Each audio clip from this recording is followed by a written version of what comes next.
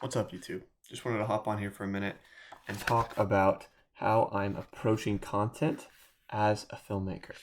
Okay, today I'm going to talk about my goals with content. I'm going to talk about how I'm navigating it amidst client work and spec work, um, and what I think the best approach in terms of like theory is as a filmmaker for what the goals I have for my career are. So let's talk first about just the overall goals, which are to number one, externalize my film projects. This is the biggest thing. Is I'm making spec work this year. That's what I'm doing, and I want to be externalizing that more. I want to be showing that off more. I want to be showing off my creations. But I don't really like how a lot of other people do that on social media right now. I might reference some stuff here and there, but for the most part, what I'm trying to do, I think, is going to be fairly original. And we'll see. Maybe it won't be original. Maybe someone else is already doing it. I don't know. Um, but I don't know of anyone who's kind of approaching things the way that I'm trying to approach them. So yeah, externalizing film projects, just talking about my stuff, showing it off, letting people, get to know the fact that I'm a filmmaker. Cool. All of the content is going to be informed by the creative work. Right? So I don't consider the content the creative work, even though there are creative elements to it. Content is the business focus side of what I'm doing right now, which is creating spec work and trying to get it in front of people's faces. So the content is 100% informed by the spec work that I'm going to be creating. 100%. It's at least related to what I'll be talking about. It's at least like it's informed by it. It's not necessarily, oh, here's how I did this shot, but it's, oh, I'm going to go out and vlog this location scouting day. Oh, I'm going to kind of talk about a challenge that I conquered and show some behind the scenes footage. Oh, I'm going to, like, I don't know. I'll get more specific later, but in general, just the content is informed by the creative 100% of the time. There's no random stuff. There's no tips and tricks. There's no, you know, I'm a 19-year-old director and this is my blah, blah, blah, blah, blah. Like, it is, I mean, I guess that would be informed by the creative, but I want each post to be related to a specific project that I'm working on or that I have worked on that's coming out. Informed by the creative 100% of the time. Cool. That's number two.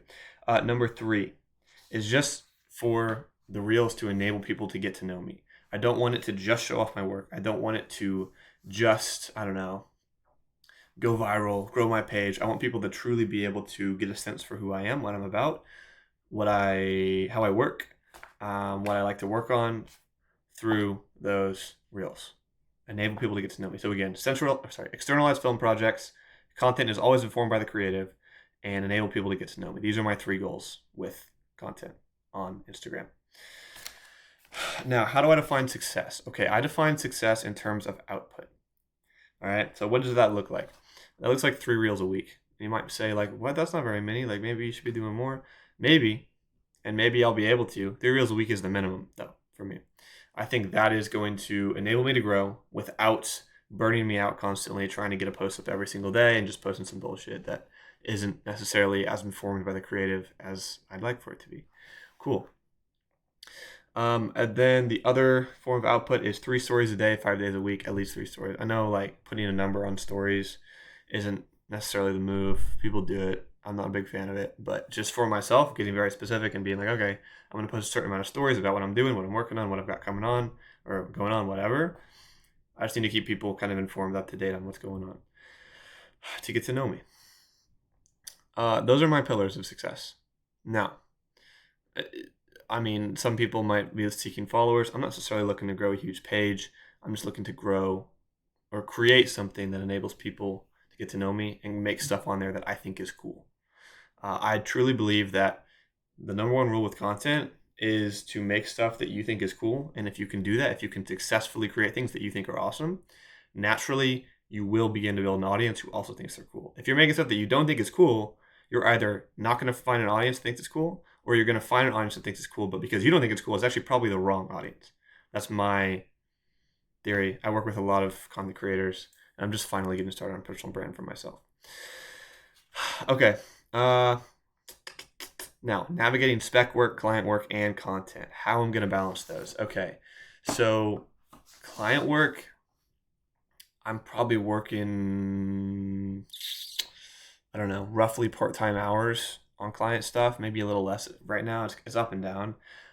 Looking at adopting a really consistent kind of retainer with a certain client. That could put me at 20 to 30 hours on that, but I'm still going to do content in the face of that. That'll actually enable me to make some more content. So I'm not afraid of it, but between that and also trying to push to make quality spec work, it's a lot of hours out of my week, right? How do I fit content into that? And this is where the content being informed by the creative is deeply important. If I'm trying to figure out content that doesn't have anything to do with the creative work I'm working on, I don't know what I would do.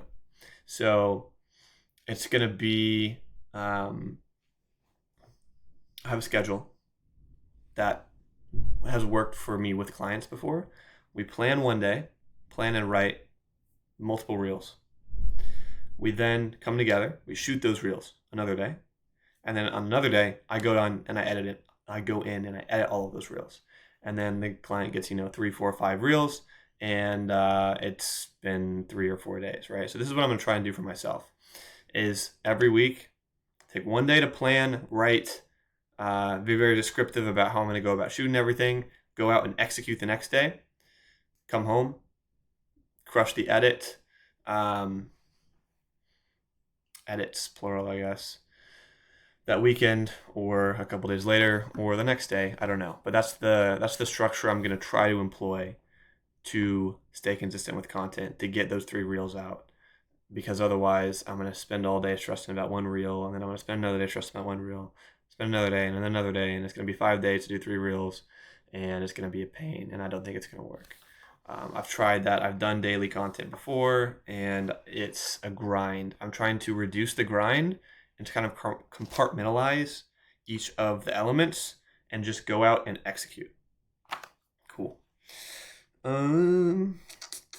What else? As a filmmaker, I'm very picky about quality, right? So one of the big things for me is choosing not to care so much. I want to put my creative effort into the spec projects, care less about the color grade and the little tiny cuts and the captions being perfect. I know that because of the amount of content I create and the amount of experience I have in the film world, my content is already, like, if this is the average person's content, my stuff is already a step above, just inherently, because of what I naturally bring to the table, naturally where I put the camera, naturally how I cut here, naturally how I handle captions there. Like, my stuff is going to be, and I think it is based on what I've already created on different pages, is just a natural step above kind of what the average person is doing. And I need to be okay with that, and I need to not stress out about everything being perfect and spend hours and hours on just a single edit. So that's another way I'm going to be trying to manage myself, is all the creative thought and perfection goes into the spec stuff, and I'm not worrying about it so much for the content. Cool. Let's talk about how I'm going to use the grid page versus Reels. So grid page to me is, I want people to be able to come to my grid page and get a strong sense of what I'm working on, right? The Reels page is for people to get to know me. The grid page is for people to understand what I'm working on. So if someone opens my page, they see spec work, they see photos I've done, they see maybe a post about me that's pinned to the top. They can get to know me a little bit, and they can get to know very quickly the kind of stuff that I create. It's not polluted by a bunch of reels. It's concise, it's optimized, it's considered, and that's kind of all it needs to be.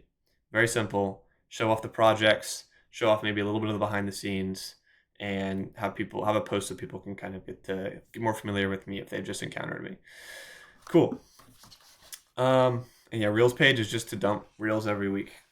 Try to get more people on the page. Allow people to kind of binge if they want and get to know me that way. Experiment, try things out, not stress too hard about it.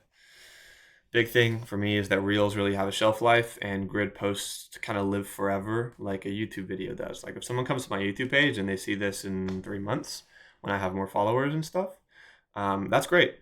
And they'll kind of be able to be like, whoa, that's what he's doing now. Or maybe I'll be doing something different. Maybe I'll have iterated and figured out something else.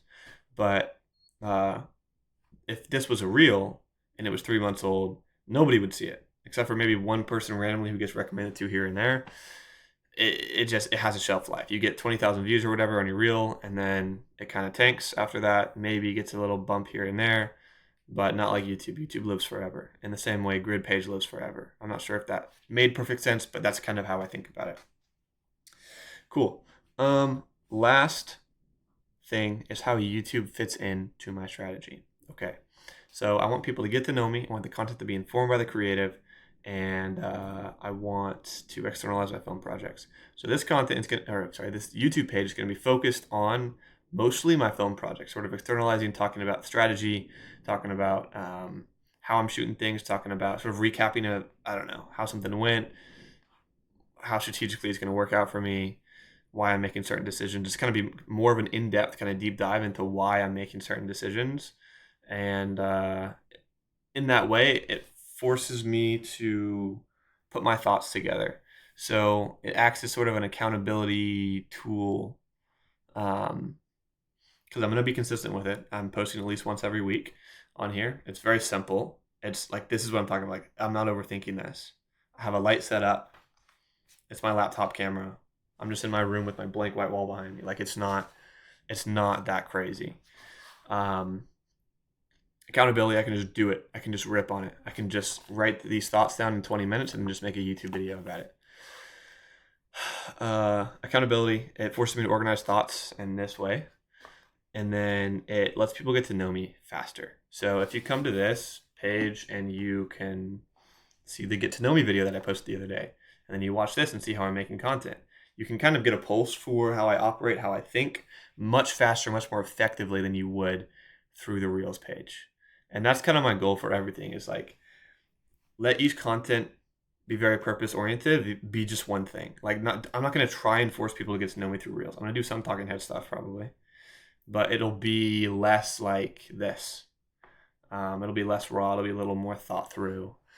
This is just, I'm going to talk to the camera. I'm going to share some thoughts. I don't know if this is going to work out, but this is how I'm planning things. This is what makes sense to me based on my experience. And yeah. Oh, the last thing is I have an accountability partner. I know my name is Jack, but I met someone named Jackson the other day. He's looking for an accountability partner with content. I said, yes, please, because I don't have an accountability partner for anything. I just kind of do my life, and it's worked out okay so far. But an accountability partner would be awesome. Just someone who's hounding me about, hey, bro, you get that up. How's this coming? Da-da-da-da-da. I did this week. I'm going to inspire you. You know what I mean? So that's going to be a big thing for me, I think. But that's how I'm approaching content as a filmmaker. What I don't like is, and I can even I'm not going to pull it up. I don't want to, hate on anyone.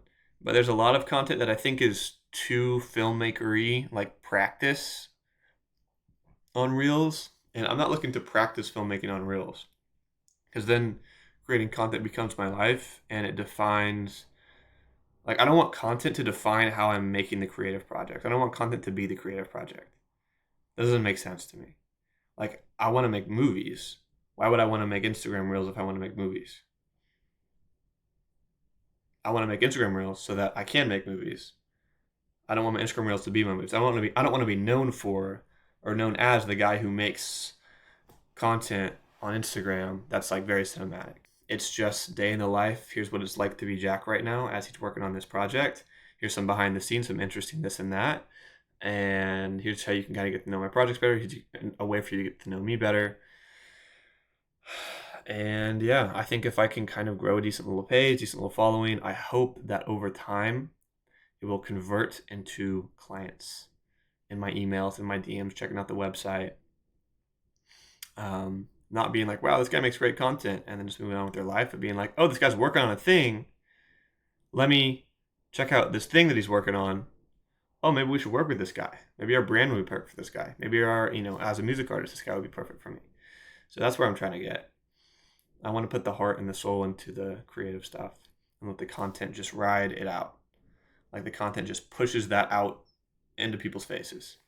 That's the goal. So anyways, that's how I'm pushing content as a filmmaker this year. Hope you got something out of this, and I will see you next time.